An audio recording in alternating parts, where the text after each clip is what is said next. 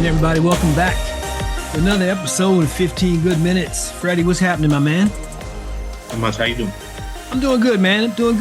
I want to jump into today's topic because it's all about football, and there's a senior report for ESPN, Bill Barnwell. I love him. Sometimes he shows up on Scott Van Pelt's show.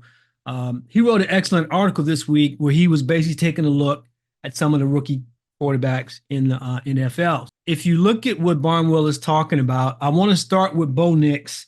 Tell me what you see with him, what you've seen with him so far, both pluses and minuses.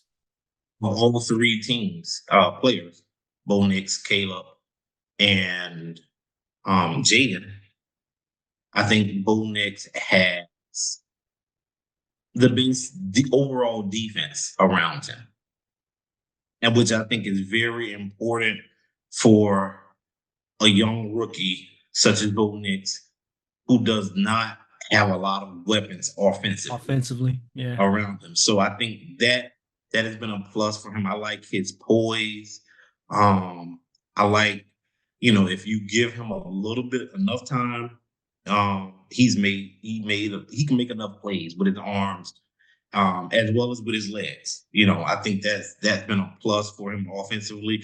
I think he's in a good spot to where they just got to continue to add pieces, figure out what they want to do with the running game, figure out their offensive line, and get some more weapons around him. He's the oldest of I think him and Jayden might be about the same age. He might be a year older. They're close, right? Yeah. They're probably about a year apart, but I think he's the oldest, so he's a little bit more mature. Mm-hmm. He's played. I think he's probably played 5 or 6 years of college. Well, he's got the experience, and I think he carries himself that way. To your point, your first point is extremely well taken, and I'm sure we'll get to this when we get to Jayden. But having a defense that helps keep opponents' points off the board has a direct impact on what Bo and the offense have to do. I still think they need a little something, even as the weather was bad last week. At one point, he was at negative whatever yards, but he didn't make any turnovers. The weather got better, and he hung in there. And what I see in him is, I was going to say a kid, but to your point, he's older. I see somebody who just doesn't get rattled. You know what I mean? I mean, he's in there, and I think that you're going to see a lot from him. Okay, all right. So let's jump to Caleb Williams. A lot of expectations. I think everybody, he was the presumed number one pick, and he was. But you're going to a Bears team that had some known issues that most of us that watched them understood. Again, only 4 games in. Give me your assessment of Caleb. What's working and what needs to be worked on, in your opinion? Like Bo, Caleb comes into a situation that has a very good defense, which is always good for a rookie quarterback. Of the 3 quarterbacks, he has the most overall talent that surrounds him. I think, okay. Like offensively? Yeah, he has the most talent around him. The offensive line needs work. Caleb needs to speed up his progressions. You can't hold on to the ball, like you could in college. He had to speed that up, but I think that'll come with time. And I think he's getting there at his own pace. To me, there's 2 negatives with the situation that Caleb is in. The offensive line, 1, and he has a lame duck coach that's going to get fired. Okay, so the last one that Bill talked about in his article is Jayden Daniels, who I think is probably getting, a great deal of the press.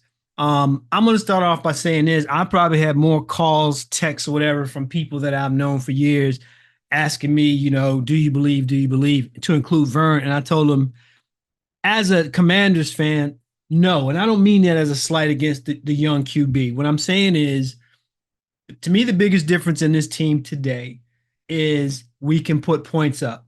You mentioned the defense earlier. Washington's defense has not changed. We can't guard a pole. And in the past, the problem was, we're giving up 25 to 28 and scoring 3 to 10. We're still going to give up that amount of points in most games. And the difference to me is that now we're putting up points offensively. And then the last thing I'll say is, and again, no slight against number 5. Some of the teams that we've played have just been, I'm not saying lackluster, but they haven't been powerhouses. And to get blown out the way I think we did against, who was it, Tampa? I think in the first game, right? And then, okay, I like the way you bounced back. If you would have asked me if 4 games in, I thought we'd be 3-1, I would say no. And when people keep checking in on me to see what I think, for me, success for the team to me would be winning your division. I have no expectations higher than that because I know where we've been. Now, having said that, I'm extremely impressed with number 5. I like his poise. To your point, he's played a lot of football. He doesn't seem to get rattled. He's a little slight of build for me, so I get kind of concerned every time he takes off. But his accuracy is there. I think he got his first pick just this last week. So, as a Commanders fan, I'm pleased with what he's doing. I like the way he's playing. With Jayden, I am not surprised that he's playing as well as he is. I'm not surprised. Even as bad as LSU was when he was there, you could see past that. They wasn't that bad. LSU defense was bad when he was there, but offensively they were fine. They were pretty good. I think the craziest thing about these 3 young men is organizational. Jayden is in the most stable situation because it's a new regime, new ownership, new head coach. New everything. So, if anything, I'm more so. I'm not impressed about what he's done because if you watched Jayden in college, specifically at LSU, he did not make a lot of mistakes. He was reigning Heisman Trophy winner. He didn't make mistakes. You knew he could throw the ball. You knew he was dynamic with his legs. But the biggest thing for me of all 3 of those guys, he has a little bit more talent than Bo has in Denver, but I'm more so impressed with how he has been managed and how prepared the team has put him in a situation. And, overall, I think he has been managed well. And when I say managed, I think they have put together good offensive game plans based on this opponent and whoever they're facing. I see a lot of RPOs. Right. And I think that I'm more so meaning, when you had Cliff Kingsbury and you saw how that turned out with Kyler Murray, I think, Cliff taking time off or whatever he did, then he went out to USC and he was some sort of analyst with Caleb that last year, and maybe he got a chance to step back, take a look at things from a different perspective, which I think he'll be a front runner for the Chicago head coaching job next year. I just but there's a connection there. To your point, there's a whole new leadership. You got a new coaching staff. To your point, some of the receivers that he's thrown to weren't even on the team last year. You got guys that got cut by other teams that Washington has picked up, and they're still putting it together. But I think what you said that nails it for me is everyone seems to be playing with and for him, protecting him. They seem bought in. I'm seeing a little extra pep in the step on some of the routes, guys not quitting on routes and things of that nature. So I think with all 3, it's a feeling of belief. Absolutely. And that's something that's kind of immeasurable when you start looking at stats. They believe, and now they've tasted a couple of W's at a point in the season where they hadn't before. I'm looking to see, of the 3, which one will have a trajectory similar to what's the kid that was still quarterbacking now, Houston. Who? Yes.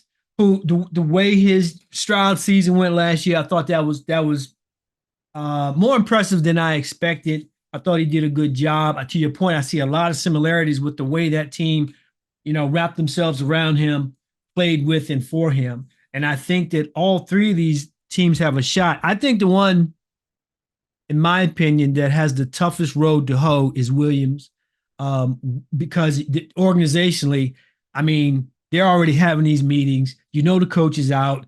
How long does he last? That's just not a good formula. You know, even when you have a stud as a quarterback, and I don't think you can expect him to have to deal with that while also, to your point, dealing with a league that's a little faster than what you saw when you were at USC in terms of, you know, having to get the ball out your hands and such. But that's kind of what I wanted to throw at you today, because I know you consume a lot of it. I consume a lot, but you consume more and you're much more knowledgeable.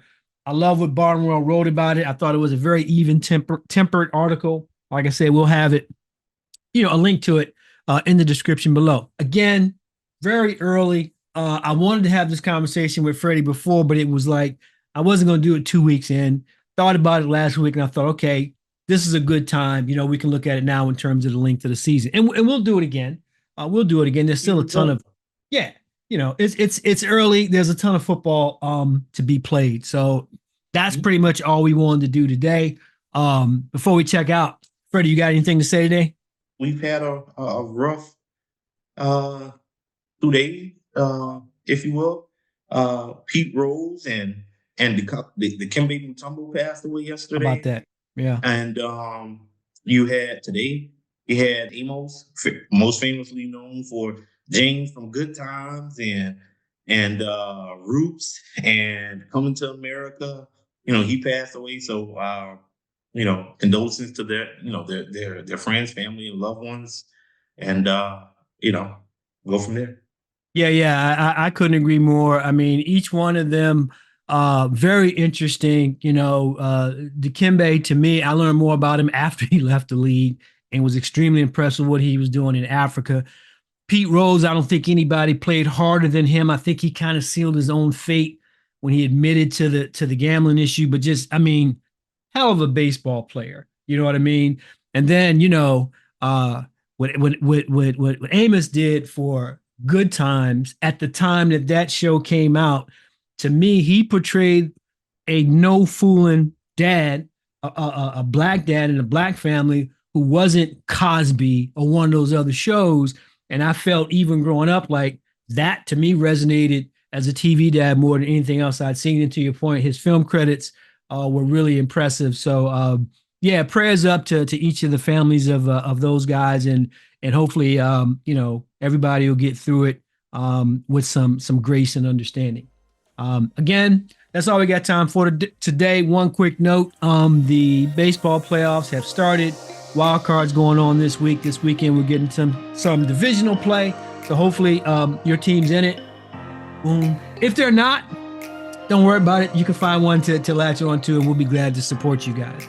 Until then, we look forward to talking to you guys next week. Have a great weekend. We're out.